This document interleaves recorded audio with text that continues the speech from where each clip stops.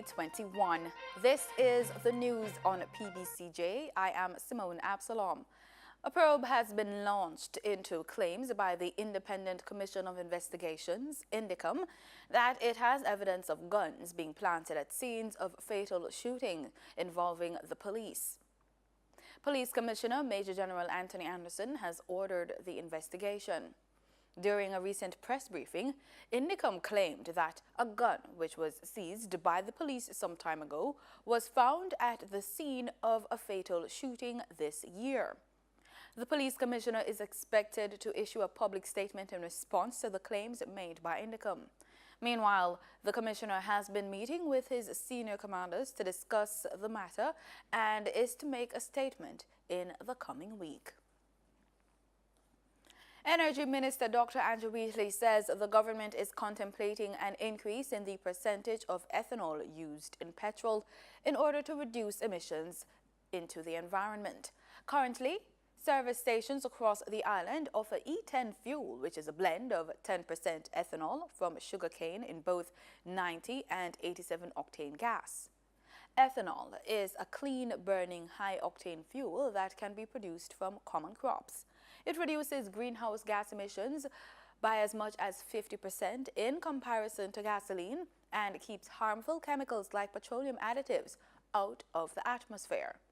Dr. Wheatley noted that increasing the percentage of ethanol content in the local fuel blend will lead to a reduction in the carbon footprint and not interfere in the overall performance of motor vehicles. Some National Water Commission customers owe a collective $26 billion. NWC President Mark Barnett says the company is now in discussions with several entities that have expressed an interest in purchasing the outstanding receivables. During a press conference last Friday at the NWC's corporate offices in New Kingston, Mr. Barnett provided an update on the company's Kingston and St. Andrew non-revenue water co-management program. He said the NWC now faces a big challenge in collecting revenue for water from persons living in inner city communities. According to Barnett, of a population of 330,000 in inner city communities in Kingston and St. Andrew, only 33,000 accounts are registered on the NWC's database. He said a significant number of these accounts do not pay for the commodity. To tackle this problem, Barnett said the agency would be installing meters in these areas and is aiming for 100% metering of residents. He said thousands of electronic meters would be installed in these socially challenged areas.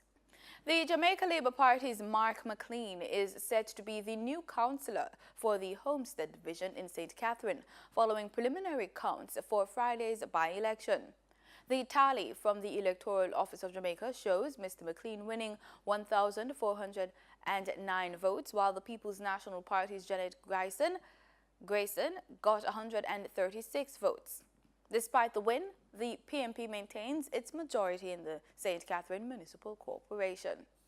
Popular dancehall entertainer Tommy Lee Sparta is now in police custody. He was arrested early Sunday morning. The artist, whose given name is Leroy Russell, was arrested after leaving the Magnum Kings and Queens dancehall show in Kingston. It's being reported that detectives of the Counter-Terrorism and Organized Crime Investigation Branch and the Criminal Investigation Branch want to question him in relation to organized crimes in St. James. In regional news, a Cuban State Airways passenger plane crashed shortly after taking off from Havana's airport last Friday. According to state media reports, the Boeing 737 operated by Cubana de Aviación crashed near the international airport. Airport sources said the jetliner was heading from the capital to the eastern city of Holguin. 113 persons were on the plane and only 3 were said to have survived. Cuba woke this Saturday, May 19, under an official 42 hours mourning decree of the Council of State as an immediate result of the catastrophic plane crash that took place the day before, Friday noon, with 104 passengers and a Mexican crew of 6 on board. 5 children are also among the deceased. only 3 women survived the fatal accident. The 3 survivors are reported as seriously injured with unpredictable evolution, but doctors at the Calixto Garcia Hospital in Havana are doing all they can to save their lives. On Friday, May 18, a Boeing 737 rented by the local airline Cubana de Aviación to a Mexican air company went down and crashed in a nearby plantation in the neighborhood of Santiago de Las Vegas village, just seconds after taking off from Havana's José Martí International Airport. The flight was on its way to the Cuban eastern province of Holguín. The eyewitnesses became an important support to the firemen and the victims of the tragic plane crash in Havana. Many unexpected volunteers offered their immediate attentions and solidarity by every means at hand.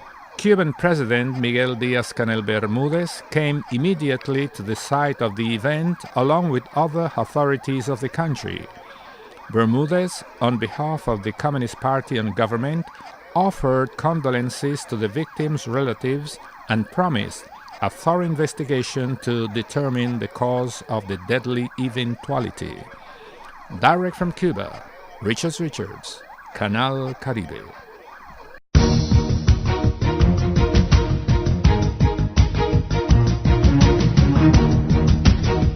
In sports, 2 new United States venues have been named to host matches in next year's CONCACAF Gold Cup, which will also see fixtures in the Caribbean for the first time ever.